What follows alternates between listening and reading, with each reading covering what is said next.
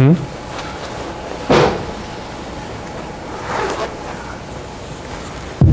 mic is on. Yeah. Good evening, everyone, and welcome. We have the privilege tonight of hearing from Ellie Sternberg, who, for obvious reasons, unfortunately, we're not able to hear from him last week.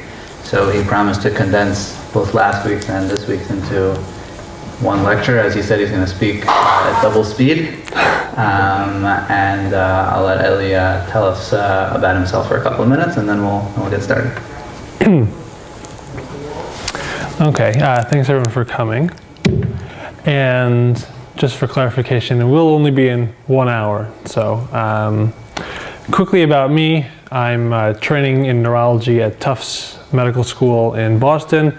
And I've currently just completed a year of research here at Columbia in movement disorders. And in the past, I've written 2 books on the overlap between neuroscience and old philosophical questions about humanity and free will and personal identity and things like that. The stuff that we're going to talk about is derived pretty much from those books. So this is the second part of this greater discussion on whether we are machines. So for those of you who saw the first one, in the sentence, my point was that human beings are different from computers because we have this capacity for, I'm going to call boundless reasoning or boundless decision making that a computer doesn't have, because a computer is intrinsically limited by its programming. And it works by a strict formal rule-based system, and therefore it's restricted only to work within those bounds, and it can't move outside of them. In his book Notes from the Underground, Dostoevsky wrote this statement, which is before computers, which is why I find it so compelling. He wrote, "If someday they truly discover a formula for all our desires and caprices that is an explanation of what they depend on, by what laws they arise, just how they develop, what they are aiming at in one case or another, and so on, that is a real mathematical formula, then after all, man would most likely at once stop to feel desire. Indeed, he would be certain to. For who would want to choose by rule? Besides, he will at once be transformed from a human being into an organ stop, or something of that sort. For what is a man without desire, without free will, and without choice, if not a stop in an organ?" So without free will, it seems that we're just pawns. We're just pieces of one big mechanism, and we don't have any contribution in and of ourselves.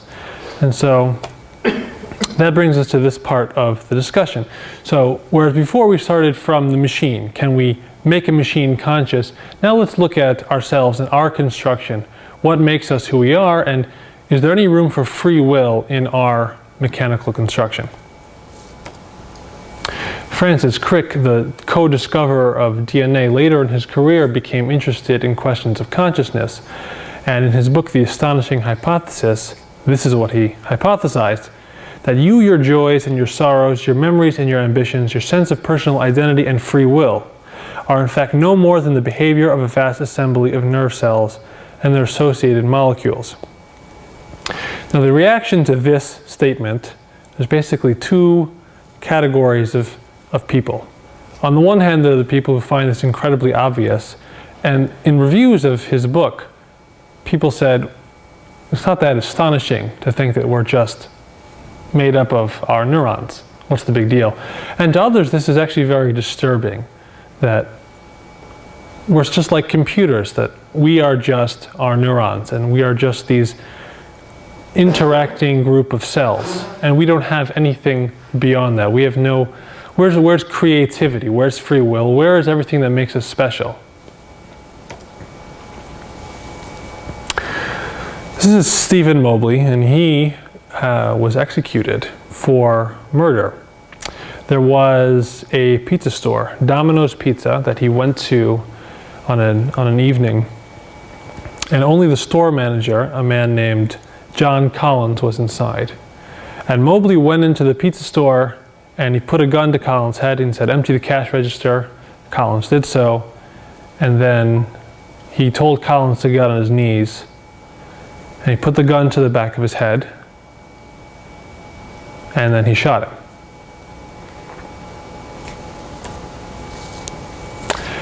When asked about the crime later on, he came off kind of crazy. You know, he said that if the guy hadn't started crying, he would never would have shot him. He's not a very remorseful person. He said he might even apply for a job at Domino's because he knows there's an opening available. He told his guard that he's beginning to look more and more like the Domino's pizza boy, and he had a Domino's pizza box in his cell with him. So this is a seemingly very disturbed man. So the defense counsel, in trying to defend him, they were hoping for the insanity defense. So the insanity defense is determined by the McDonough rule legally, which says that it must be clearly proved at the time of committing the act the party accused was laboring under a disease of the mind, as not to know the nature and quality of the act he was doing, and that he didn't know that it was wrong. So in order to argue insanity, the person has to have a real neurological psychiatric disease, something that really prevents them from understanding the nature of the act or prevented them from exerting control over themselves.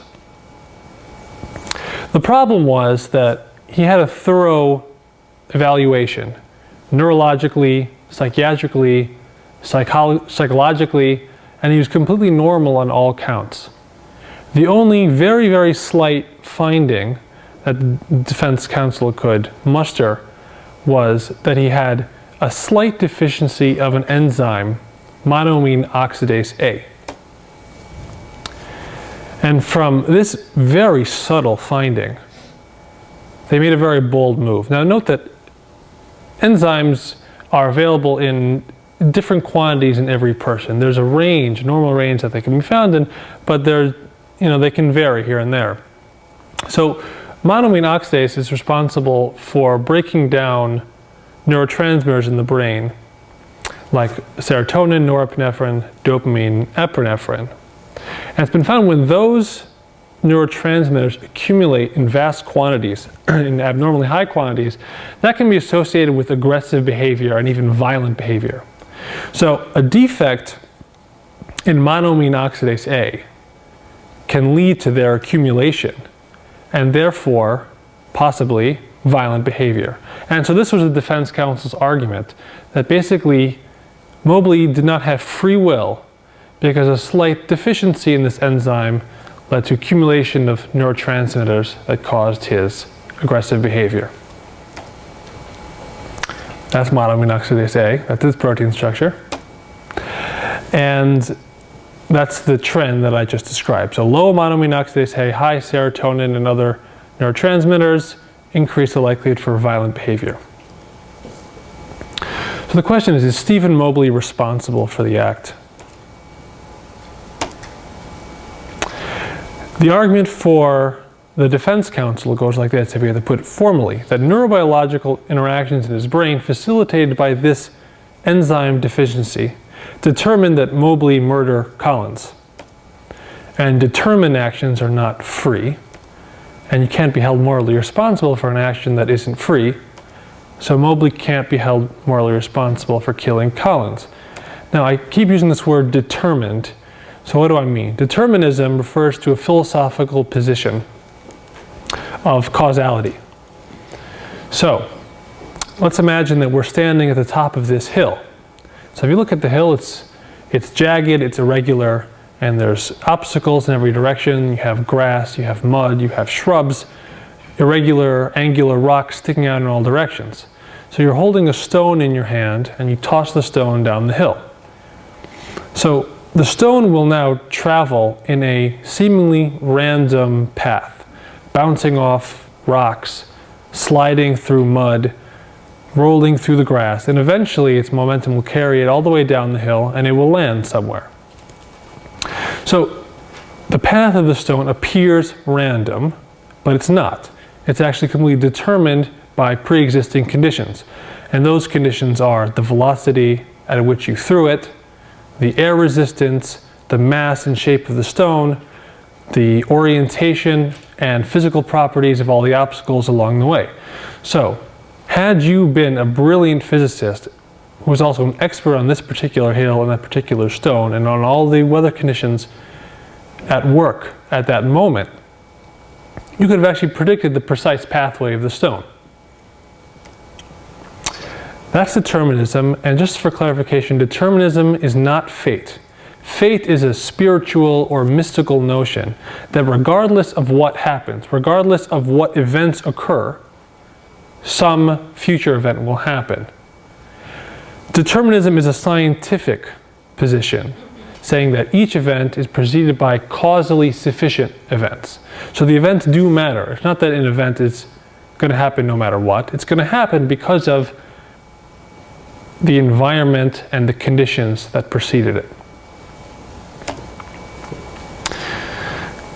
Determinism has a creepy implication, and that was illustrated by the philosopher Laplace in a concept that's become known as Laplace's demon.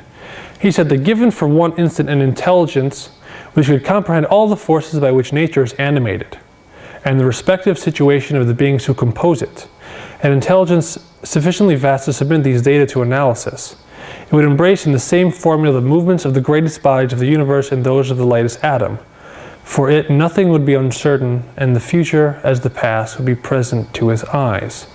So this is the notion that if you were to know all the relevant facts, and all events in the world are determined by those physical states, you would be able to predict all events. Future, you can derive all past events. You would know everything that's going to happen from now until the end of time, and you could trace every current event back all the way to the Big Bang. So that's determinism. So what's free will? What are we talking about? Free will is the ability of a person's conscious self to control his or her thoughts and actions. So free will is an ability. We have the ability to control ourselves. So I say it's an ability because there's another stream of thought that says that free will is something having to do with choices. So let's say I'm presented with vanilla ice cream and chocolate ice cream, and I'm asked to choose. So I have free will to choose. What if someone were to put a gun to my head and say, choose chocolate or die? And I choose chocolate. There is a position that says, well, I don't have free will because I was coerced to make that choice. We're rejecting that interpretation. That is certainly a sense of freedom, the lack of coercion, but we're not talking about that. We're talking about the ability to exert self-control. Similarly, if I only have the one option, chocolate ice cream, I still have free will in choosing it if I do, because it's not about how many choices are available, it's just about whether I exerted self-control in making that choice, regardless of the availability. One more point I want to make about free will, and this is another long discussion, but for the sake of our discussion, we'll say that free will is crucial to moral responsibility. And without free will, it's hard to argue that moral responsibility is a real concept. If we can't freely choose to act as we do, how can we be blamed for crimes? How can we be rewarded for accomplishments? If everything is predetermined by existing circumstances, moral responsibility as a construct doesn't seem to make that much sense. So let's frame the question. Time A, Mobley points a gun at Collins. Time B, Mobley pulls the trigger. And let's say there are 60 seconds in between in which Mobley can think about what he's about to do and consider his options, consider if this is what he wants to do or what he should do. If the neurobiological states in Mobley's brain at time A are sufficient to determine the act at time B, then we'll say free will does not exist, and moral responsibility probably doesn't exist either. But if those states are not sufficient to determine what he'll do at time B, and the introspection that he goes through in that interim time is significant in coming to his decision, then we have an opening for free will. We can continue to believe that free will is plausible. We talked a little bit about dualism 2 weeks ago. Dualism is the position that body and soul are separate entities. So aside from the religious significance of talking about that, this position would actually solve the problem right now.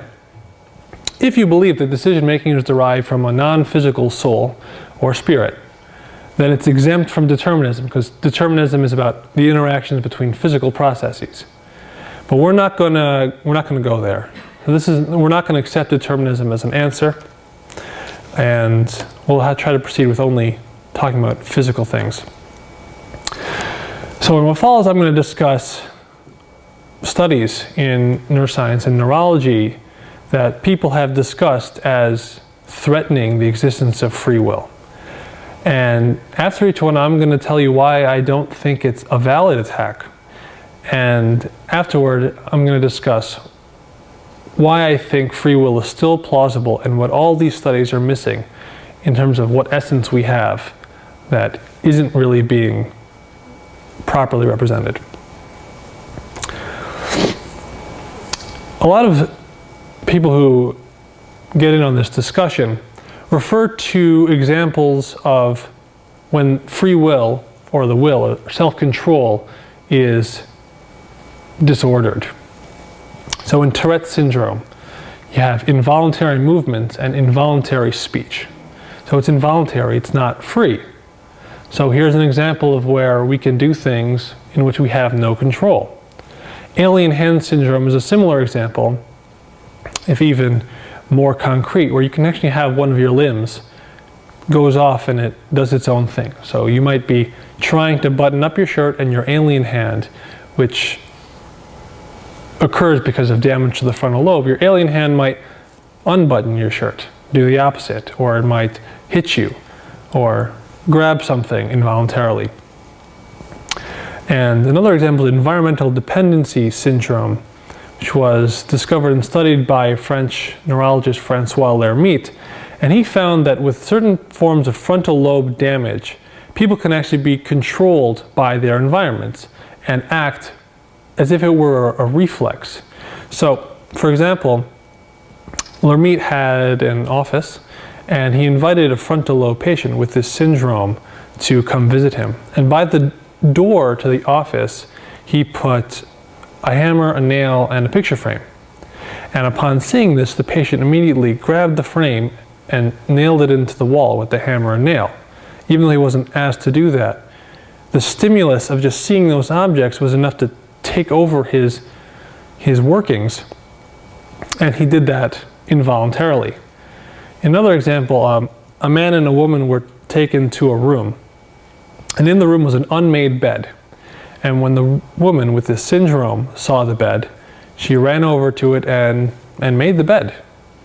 And then they unmade the bed and brought the man into the room. And he looked at the unmade bed and jumped in and took a nap. And this is a foreign room. And you would think that someone with the ability to have self-control wouldn't do these kinds of things. And in the craziest example of all, Lermite actually brought a patient into his clinic. And on the table, he put a hypodermic needle that he filled with water. And then he took his shirt off, and the patient grabbed the needle and stuck him with it. So this is an extremely powerful effect that you can really have completely lose this ability for self-control that we appear to have. So from this, the following argument has been made that damaged brains determine abnormal behavior, like sticking your doctor without being asked. Therefore, undamaged brains determine normal human behavior. Human beings have either damaged brains or undamaged brains, and either way, you're not free. This is actually a flawed argument, and I think the flaw will come clear when I put the same argument with different concepts. So a broken engine determines that a plane will not land properly. With a broken engine, you can't land. So therefore, with an intact engine, the plane will land perfectly. And planes have either damaged or undamaged engines. So therefore, the way a plane lands is determined by the status of the engine alone. So obviously the problem here is in the second part of the argument. And I'm not going to go into exactly everything about the logical fallacy here, but what's a false conclusion is to say if A implies B, then not A implies not B. So just because a damaged brain means you're going to do something crazy and have no self-control doesn't mean that an undamaged brain determines normal behavior. So in the next argument, which is similar, it's the fact that a lot of neurologists and neuroscientists who look at behavior and brain and correlate the two have found that the frontal cortex seems to correlate with self-control, with higher level thinking, and they've thought that this might be the seat of free will, whatever it is. So they say that free will is made possible by the operation of the frontal lobe, which I think we can all agree on, that we definitely depend on that machinery. And they say that since free will comes from the frontal lobe, then it is the operation of the frontal lobe. What we call free will is identical with the operation of that region. And the operation of the frontal lobe is not free, it's biochemical. So therefore what we call free will is not free. And again, it's the same fallacy. So control of an airplane is made possible by the operation of the underlying machinery. Therefore, the control of the airplane is identical to the operation of the airplane machinery. The operation of that machinery is not controlled by the pilot. The pilot does not control all the basic circuit boards in the plane. Therefore, the pilot does not control the plane. So it's the same problem. So just because we depend on machinery, we can all agree, everyone in this debate agrees, we depend on that machinery. Without it, we have no self-control. Just the fact that we depend on that machinery does not imply that we are equivalent to that machinery, doesn't imply that our thinking is reducible only to that machinery. In another set of work that's relevant to this topic, the neurologist Antonio Damasio talks about the somatic marker hypothesis that he came up with, and he believes that emotions have a very central role in decision making. And he came to this conclusion by studying a number of patients. For example, this patient, Phineas Gage, who's infamous in neurology, he was a construction worker who helped lay railroad tracks. And his job was to use explosives to clear land so he could lay the track. And what he would do is he would set the charge, and there was a powder, an explosive powder, and he would have to tamp it down.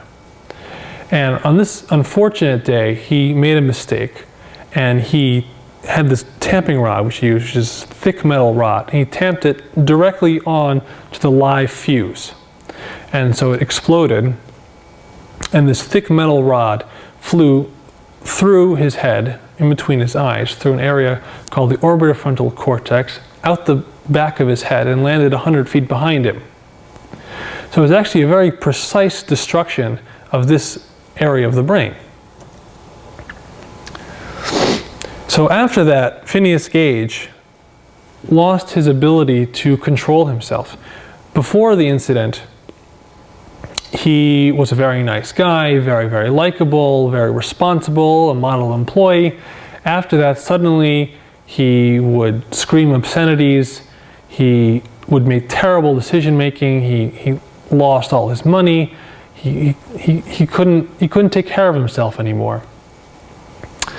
So Damasio theorized that in patients with orbitofrontal damage, the problem is with emotion. So here's what I mean. He did an experiment which he called the gambling task, in which patients with orbitofrontal lobe damage were seated in front of 4 decks of cards. And they were all face down, and they were labeled on the other side with a positive or negative number. And that referred to an amount of money that they were told they would receive. And the object was to keep drawing from each of the decks, and when you get plus 50, you get $50, minus 50, minus $50. So the secret was that 2 of the decks were good investments and 2 were terrible. So decks A and B were low risk, low gain. So you could win about $50 at a time, and on a losing card, you'd lose about $100 each time. Deck C and D, you could win about $100 each time. So it initially might have seemed like the better bet, but when you lost up to $1,200. So in a normal, healthy patient with no brain damage whatsoever, you'd find that their behavior would be they'd draw from each deck, maybe even start drawing more from deck C and D because they won a little more money initially, but then they'll soon realize that those are bad investments because they'll see that minus 1,200 and they'll be, ooh, that was bad, I'm not going there again. And they'll stay away from those decks and they'll draw exclusively from decks A and B. But patients with orbitofrontal lobe damage, they keep drawing from the bad deck. And Damasio says that what's happened is they lose somatic markers. They lose emotional markers that are formed when you have an emotional experience. So he says that when you draw that minus 1,200 card, it strikes you because you feel like you've just lost $1,200. And that marker stays with you and affects your future decisions, and it guides you away from the bad choice. So it's sort of an alarm signal, but it's more than that. It narrows your field of choice. So anytime we want to make a decision, we have gut feelings as to which ones are bad. We might not even be able to explain them. And Damasio says that this is what somatic markers are able to do, to guide us away from decisions because of gut feelings. And even, we might not even have that feeling. We might just have a smaller field of choice because unconsciously the brain has eliminated options because of past experiences that we have. So people have looked at this research and said, well, this shows that our free will is non-existent. The brain unconsciously is doing the decision before we even get a chance. It's eliminating our options. We don't even have a chance to think about them. So I don't even have to argue against this one myself because I think that we can all agree that free will is not infinite in the sense that we can choose anything we want. We're limited by our cognitive capacities. We're limited by things that we've learned in our lifetime.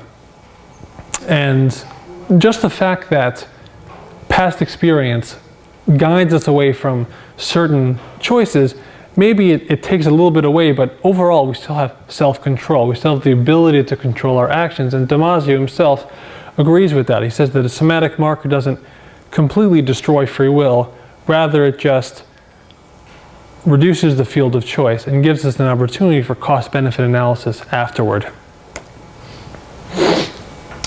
So we're moving up here in the danger level to free will. And this next research has actually been cited as one of the most damaging. And this is a brainwave called the readiness potential. It was discovered about 50 years ago by 2 German neuroscientists, Kornhuber and Dieck. And they found that this particular waveform appears a few hundred milliseconds before every voluntary action. But if you have a reflex, like if you use a reflex hammer, you don't see it. And so they concluded that the readiness potential, which is why they called it the readiness potential, they concluded that it precedes all voluntary actions, and further that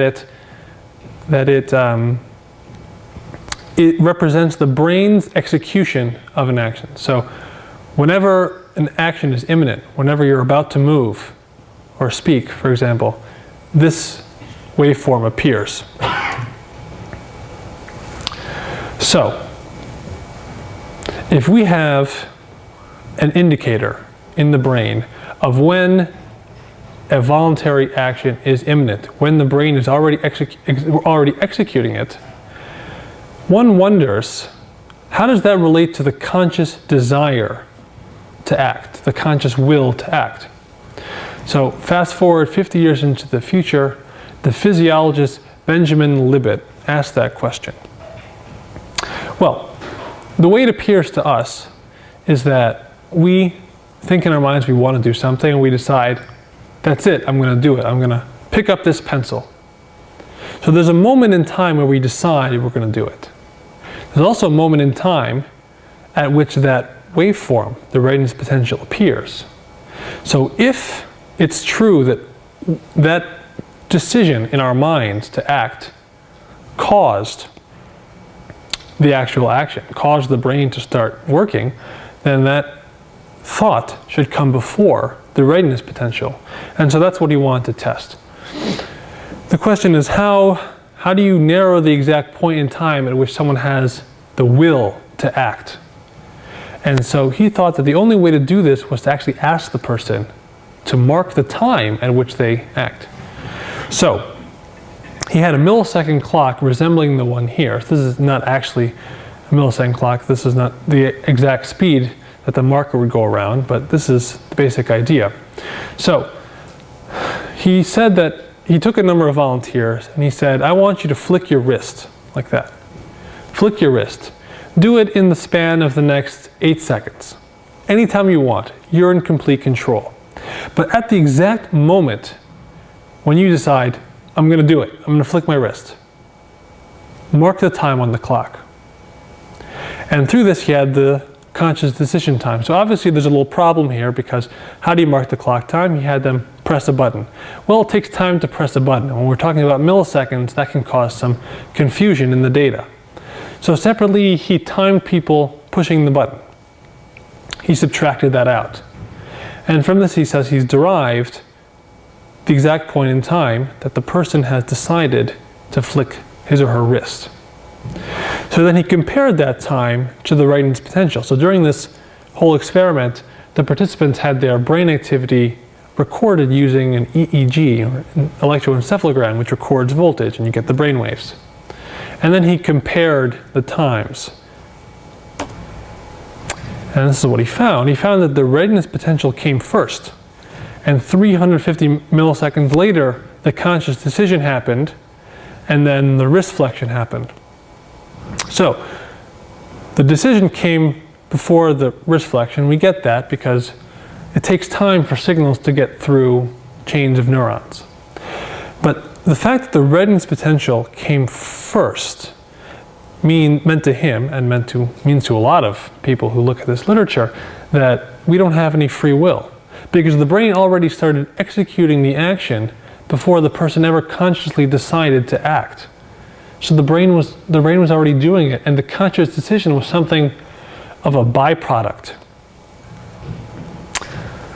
So how to respond to this? This really seems to be a heavy assault on free will. The discussion on this experiment is really widespread. Hundreds and hundreds of articles have been published discussing it. My problem with it, I think that the two biggest problems with it are twofold. On the one hand, there's an experimental problem. So that brainwave is an average of a number of brainwaves that take that form and appear at that time. There are brainwaves happening in the brain all the time. Korn, Huber, and Dick attributed significance to this one because it precedes all voluntary actions. And they determined that because it preceded them, it must have caused them, or be the sign that they are imminently occurring, unavoidably occurring. First of all, that's not true, because sometimes the wave appears and no action results. It just always appears before the action. But just because a wave in the brain appears before an action does not mean that it represents the action's inevitable execution. For example, another interpretation could be that before you decide, I'm going to flick my wrist, you contemplate. Wrist flexion would be nice pretty soon. And the brain starts getting ready, and then you decide, and then it follows through. So there's a lot of room here to make different interpretations. Their interpretation is not valid. It's not valid to say that just because one event precedes another, that it causes it. The second problem and something that we'll get to at the end, which is I think is an overall problem in this entire literature, is that Libet, and this is understandable because science has to be very, very precise and limited to few variables, as few as possible. But Libet is representing all of human decision making and the depths of human decision making in a wrist flexion.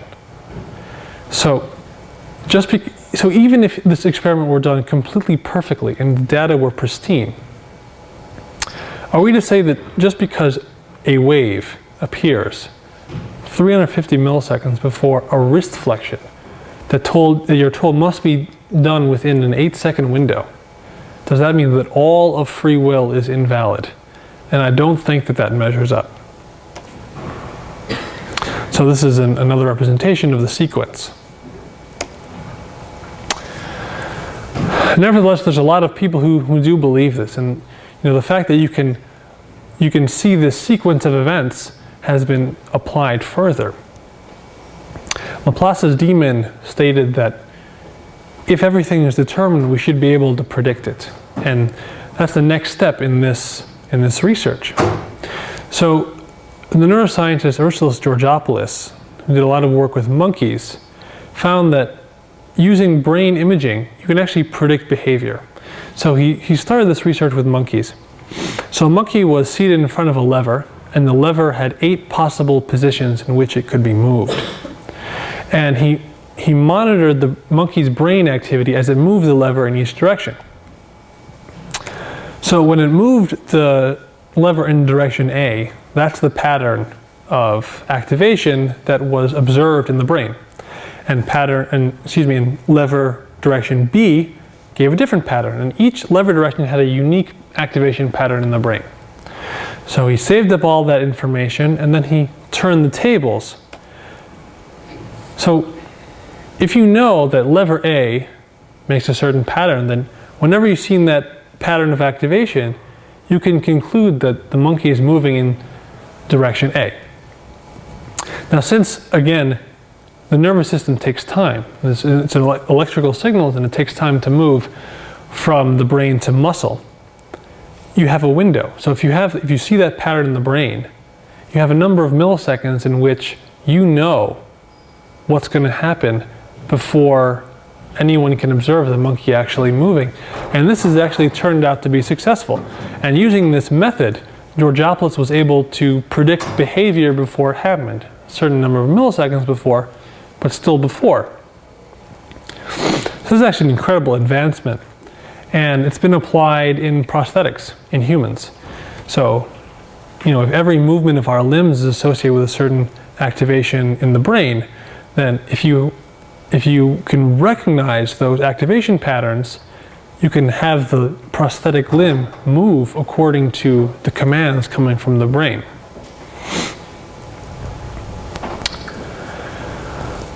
Another experiment in the behavior prediction literature from Washington School of Medicine in St. Louis. This is a game that participants were asked to play. The game is, there's a number of dots that flash on the screen for 200 milliseconds, so very, very briefly. The dots can appear in 1 of 4 locations. So if you don't know which of the locations on the screen the dots will appear, you're going to miss it, and you won't be able to see the direction in which the dots are moving. So in order to get it right, you need to be looking in the right place. So before those dots appeared, an arrow was shown on the screen. The arrow was a hint as to where on the screen the dots would appear. So the experimenters discovered that a participant's use of the hint, what I mean by use is when they saw the hint, processed it, and looked in the correct direction according to the hint, there is a neurobiological correlate for that. They can observe on the brain scan whether the person used it or not. The trick also was that 80% of the time the hint was accurate and truly represented where the dots would appear, and the other 20% of the time it was misleading and it pointed in a different direction. So in those cases, the participant who used it would look in the wrong place.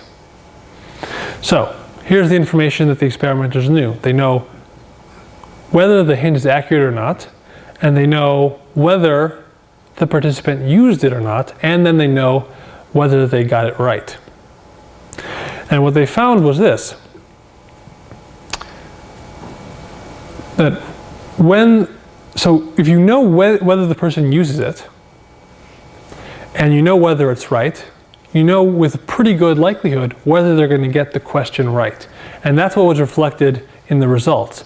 That 80% of the time, the experimenters could predict whether a person would get the question right or not.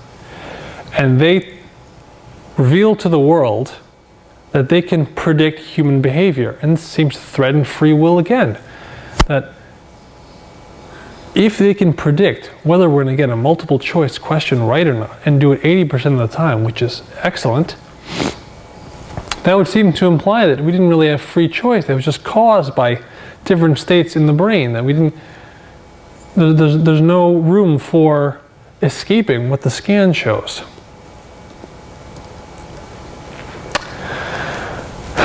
So to that I say, that's not really behavior prediction. It's impressive, but it's not real behavior prediction because it's only taking advantage of that little window for the movement of electrical activity in the Libet experiment, and in the Georgopoulos experiment, and in the second experiment, what you're taking advantage of is whether someone used the hint or not. You're not looking at brain states and then predicting the future. You're just using a few data points together and compiling them and then drawing a conclusion with a probabilistic correct result. So here's a review of the arguments that we looked at. So the first ones, I argue, have a logical fallacy, and these other ones, they don't seem to match up. They don't reflect the depth of conscious decision making. They seem to use workarounds and very subtle millisecond timings to say that the brain is causing everything we're doing. And I think that there's something more to it that they're missing. So the question we want to know is Mobley responsible for the murder? Are the states in his brain at time A, are they sufficient to determine his behavior, his murder at time B?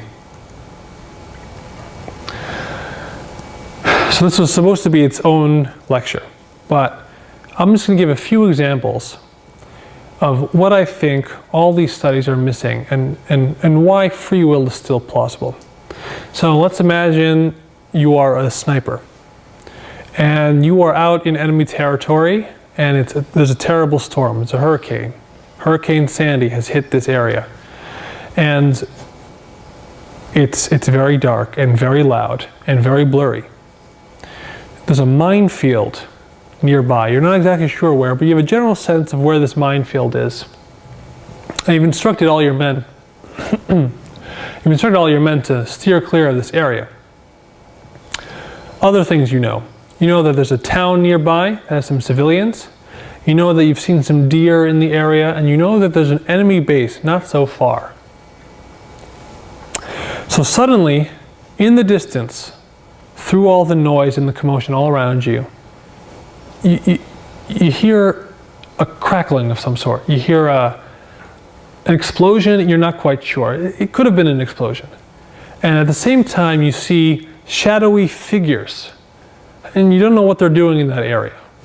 So the question is, as you hold your sniper rifle in your hand, what do you do? So you have to interpret what's going on. So on the one hand, maybe the sound you heard was a gunshot, and it was one of your own men who wasn't where he was supposed to be. He wasn't on his proper patrol. Don't shoot, just one of your own people. But maybe it was an enemy soldier. So you have to think about that possibility. On the other hand, maybe you're thinking about the entire thing wrong. Maybe that's where the mine is, and one of your men stepped on it, and now you have a medical emergency on your hands. Or maybe it's a soldier who stepped on a mine, and that's what that sound was, and you actually have an attack or a scout. Maybe it was a deer. You've seen them in the area, you can't see quite well. It's a shadowy figure. Maybe it's a deer's body. Maybe it was one of your own men who is bringing the enemy close to you, and he betrayed you and revealed your location. Maybe it was a civilian who was taking a walk. Maybe you shouldn't trust your own senses. You're tired, it's late, and then there's a storm out here. Maybe your entire decision making is compromised right now. On the other hand, maybe these people are guests and you should put the meatloaf out for them. You know, usually when you're living in a residence and people are approaching you, that these are guests that you should welcome. So what I'm getting at here is this is just a small sampling of enormous array of possibilities for how you could interpret the situation. I didn't even say that you have a decision to make. I just said an event occurred. So you have to come to terms with the fact that a decision needs to be made. Something is out of the ordinary. So maybe that could be a gut reaction, that you've sensed that something's out of the ordinary. But now you have to take that to a different place. You have to construe the problem that you even have to solve. You're not given a problem, you're given a set of events. And you have to construe the problem in a variety of ways and then evaluate which one's the most likely and then decide on that basis. That is an incredibly in-depth exercise. Very, very different from flicking your wrist. I'll give you another example. This is a famous poem by Robert Frost. So whose woods these are, I think I know. His house is in the village, though. He will not see me stopping here to watch his woods fill up with snow. My little horse must think it queer to stop without a farmhouse near, between the woods and the frozen lake, the darkest evening of the year. He gives his harness bells a shake to ask if there is some mistake. The only other sound's the sweep of easy wind and downy flake. The woods are lovely, dark and deep, but I have promises to keep, and miles to go before I sleep. And miles to go before I sleep. I put this poem up because I want to use it as an illustration of how not only can we construe a problem out of nothing, create different interpretations that we have to evaluate, we also have to look at the abyss before us, the boundless abyss of possibilities, and select the connections. Even if those connections just come to us involuntarily, we have to select the ones that are relevant and reject the ones that are not. So, what's a relevant connection in interpreting this poem? So a relevant one that a lot of people have cited is that there's a repetition at the bottom, and miles to go before I sleep. So perhaps this is a reference to suicide, and that the author is contemplating suicide and then decides against it because miles to go before I sleep. There's so much more I want to accomplish. Seems like a valid interpretation. But there's also a lot of different connections that we could find that are irrelevant. So this phrase, my little horse must think it queer to stop without a farmhouse near. So when reading this, let's assume I don't know any, the dates of any of this jargon, but the word queer in my mind is associated with conceptual organization of homosexuality.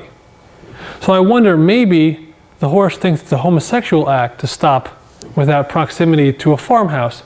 But in thinking about it, I can quickly reject this as a valid interpretation. Similarly, the word downy is associated in my mind with fabric softener. But for some reason, I don't think that his intention in writing the poem, Robert Frost's intention, was to talk about the softness of the snow and how it was so soft as it fell to the earth. So I can look at the poem, I can think of which connections that come to my mind are valid and which that come to my mind are not valid. Is there some kind of computer-like formula that I'm following to do so? Because in any other poem, it could be about homosexuality and it could be an advertisement for Downy in some way. But in this particular case, I am looking at all the material before me and just using my own exploration of my own mind, my own reflection of the poem in the context of my life and everything I know, I can safely say that these are invalid interpretations. So this is Romeo, and I'll give you one more example. Let's say that you are a CIA director, and an opportunity has come to the table to spy on a competing nation. So it's come to your attention that a lot of the people who do work for foreign governments are single, middle-aged women. And you're told these women are probably vulnerable to being approached by very, very charming men. So it's suggested to you that, what if you had a group of really, really handsome, charming CIA agents who could go undercover? We'll call them Romeo agents. And they could infiltrate these government agencies and develop personal connections to these women, and ideally romantic connections. And through that, maybe they could acquire some intelligence, some classified information that then could be used to save lives, to prevent war, to learn about nuclear weapons, whatever it is. Maybe that could be helpful. So this is a moral decision. So on the one hand, you're protecting life, you have good intentions. On the other hand, you are lying to people. You are perhaps putting agents in harm's way. You have to weigh that. And you have to weigh something else. You have to weigh the heartbreak you could potentially cause a group of innocent women in this country. So how do we go about making a decision like that? Is there a formula?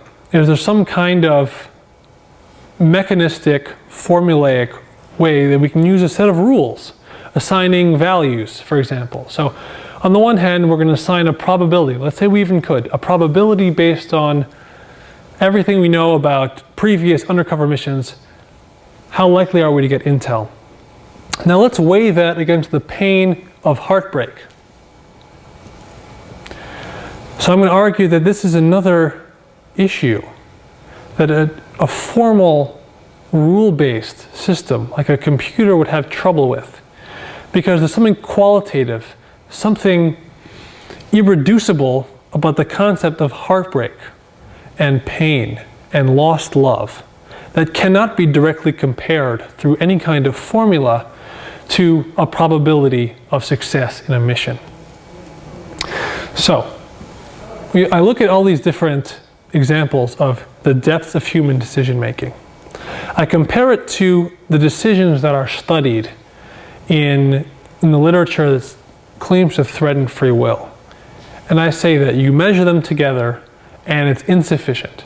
So my basic point, number one, is that all the research that we looked at, impressive or not, forget all the flaws I even said about it, they do not come close to addressing the central components of human decision making to which we attribute free will, that we think are special. And the second point is that it doesn't seem that a purely rule-based system like a computer, and this is something that I elaborated on last week or 2 weeks ago, it doesn't seem that a purely rule-based formal system could achieve this kind of decision making, to compare the qualitative to the quantitative, to construe a problem when no problem has even been given, and to evaluate the relevance of concepts from an infinite array of possibilities. These are not things that I believe that a purely formal system like a computer could achieve. Now here's the problem. This is our underlying system. And our underlying system is like a computer in that it's made from binary operating circuits with two states. They can either fire or not fire. And together they form a neuronal network, much like a circuit. So, on the one hand, we have this incredible decision-making capacity that does not seem reducible to a rule-based system. On the other hand, we have a mechanical construction, a mechanical makeup that is rule-based. And we're not saying that that decision-making capacity is some kind of non-physical power. We're not believing in dualism. So how do we reconcile this?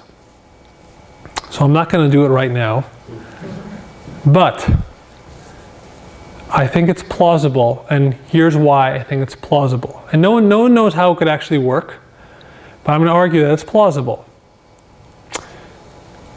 So,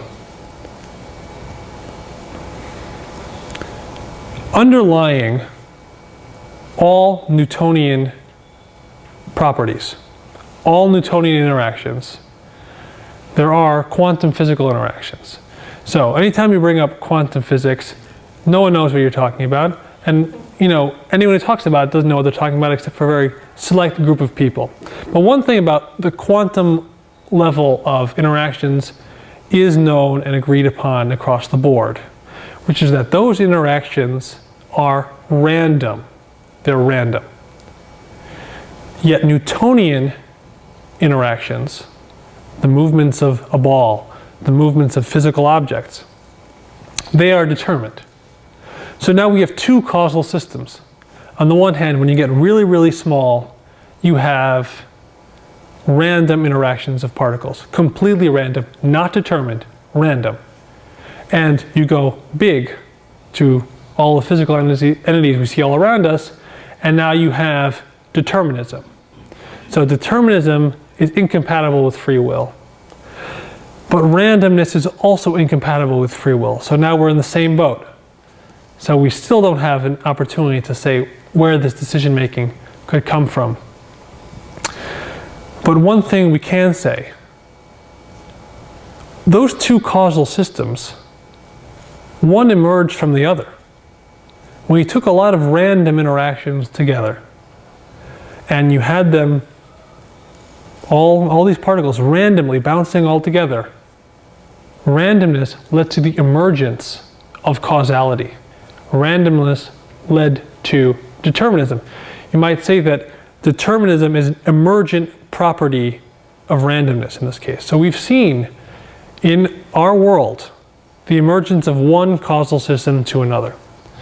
So my extremely controversial thought as to how our decision-making capacity, which I believe also to be so fundamentally different, it seems, from Newtonian causality, and that Newtonian causality is also so fundamentally different from the randomness of the quantum level of interaction.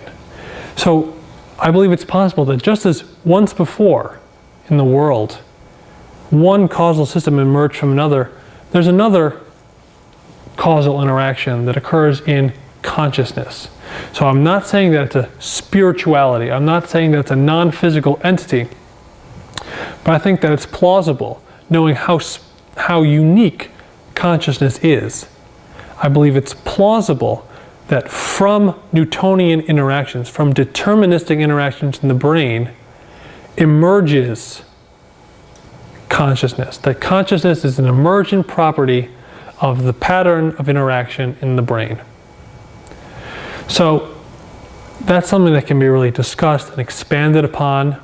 Emergentism is something that's also discussed in the literature a lot. Unfortunately, I don't have time to go into it more than that, but I'll leave it on that note, that consciousness doesn't seem to be compatible, and our decision-making capacity doesn't seem to be compatible with a purely mechanistic, deterministic, formal rule-based explanation. And that it's plausible that there might be some other interaction going on, and future research would have to clarify that and give us more insight into that into the future. And so I'll end with a plug, and I'll open it up for questions. Yeah. And one of the options that you X'd out at the very beginning, which was a separate spirituality, could something like that interact causally with what we see as random in quantum results? No. Well, let me say this first. if we're getting to the realm of non-physical entities, I don't know the rules. I don't know how they work. So now that's a question of whatever spiritual. And I'm not against spirituality. I'm just saying that in this discussion, we're arguing against or for scientific studies. They don't have the luxury of knowing about spiritual interactions. So it's an unfair advantage if we want to talk about what the spiritual could impact on that. So I don't personally have anything to say about that. So, but if you're saying that it's a non-spiritual force, a non-physical force, if it's non-physical, how does it interact with the physical? Because the quantum is still physical, just small. Yeah. 2 weeks ago and tonight, you seem to be stuck on the same issue with regard to what I would call complexity. Mm-hmm. In other words, you're saying that computers can't have consciousness because they can't, what you call qualitative decisions are not open to them, only quantitative. Mm-hmm. I'm sure that the scientists who are looking at the brain and at computers are saying that qualitative decisions, or qualitative thoughts, really, are really quantitative ones. They may be a lot more complex. We haven't gotten there yet, either on the machine side or understanding how the brain works so that we can really pry apart and see why certain decisions are made. But their argument would be that there is causality, and if I could follow your brain from the moment you're born up to what age you're making that decision, I would be able to predict exactly what you're going to say and what you're going to do, right? And that's not free choice from the spiritual side, if you want to do it, the religious side, right? It's saying that you are a machine and that you're going to make a decision because of everything that's been input to you, including your breakfast and whatever goes into your brain. Right? So that is the counter argument. That is the counter argument. But I'm going to argue with the word complexity. Okay, so it's not. My position is that it's not a matter of complexity. So a computer is much better at complexity than we are. So a difference of complexity. 1 + 1 is a bounded problem, and 365 million, some much harder math problem is just a more complex, formally bounded, rule-based problem. So it's not a matter of complexity. I'm going to argue that our capacity for decision making can address not more complex problems, but fundamentally different problems. And what I'm saying is different about them is that they are not formally bounded. They are boundless. There are no restrictions as to the information that you can incorporate. And further, we can even solve problems that are not even spelled out. Experience. They have to be bounded because your experience only allows you. The same question that Ira asked 2 weeks ago. If you have a child, right, who's growing, his experience is going to lead to certain actions based on what he understands and what he knows. And the older you get, the more experience you have, the more learning you have, the more of a horizon you have to make decisions. But it's bounded. It's bounded by your experience. I can't, if you're going to be definitely deciding to eat chocolate ice cream that afternoon because you remember the taste and you remember what you had for breakfast and your stomach is telling you one thing and you're thinking, right, there are all these neurons shooting around in your brain. If I could just, calculate those things, I will be able to determine exactly what flavor you'll choose and how much of it you're going to eat. But the calculation that you're exercising is ignoring quantum effects, which are not predictable. At that, they're not going to be there. That's true. A quantum effect stays at the quantum level. Quantum effects don't affect the next level. The emergent causal interactions in Newtonian physics don't show quantum effects. So that's actually not my response. My response to you is you're saying that we are bounded by our experience. Okay, let's say our experience is limited to everything we've experienced in our entire lives. Okay, but that's not what I mean by bounded. Okay, within a certain body of information, there are still an infinite number of ways you can integrate the information. You can choose an infinite different. There are infinite ways to organize the information. And you're not even given the problem. Like in the sniper example, you're not even given the problem. You can use all the information available. Let's say that information is limited. Even if the information itself is limited, the ways in which you can manipulate it, the ways you can ask the questions, the ways you can approach it, even the decision to perhaps seek out additional information, seek out additional experience before answering, all these are open to us. That seems fundamentally different from just more complex. It's not more complex, it's wide open. It's unbounded, yeah. I may have misunderstood your fundamental argument. Mm-hmm. You seem to be saying, on the one hand, in the physical world, the universe, say, for example, you go from an indeterministic set of conditions, quantum mechanics, and I'll use the word emergent, but just for the sake of argument, you end up with a deterministic Newtonian world, which we then can see and look at. In the case of free will, you're going in the opposite direction. You're going from a deterministic feature, that is the neurons, and you're ultimately going to get an indeterministic outcome. And I just wonder, why is that any plausible than any of the other arguments that you've raised for possibilities for explaining free will?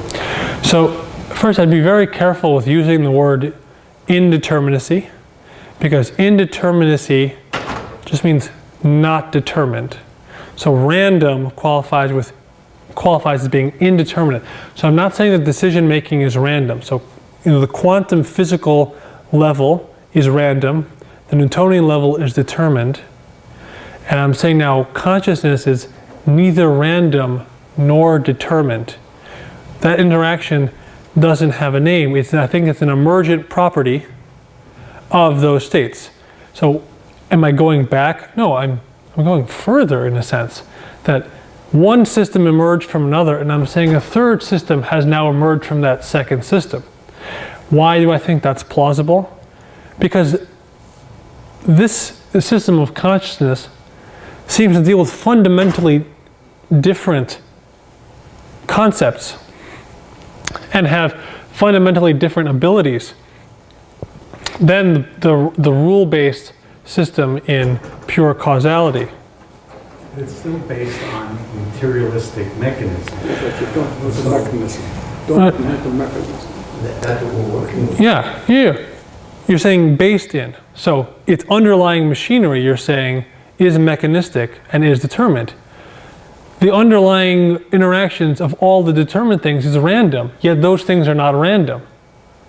So, I definitely understand scratching your head and thinking, well, how could it be? But it has been. Emergent, an emergent causal system has happened before.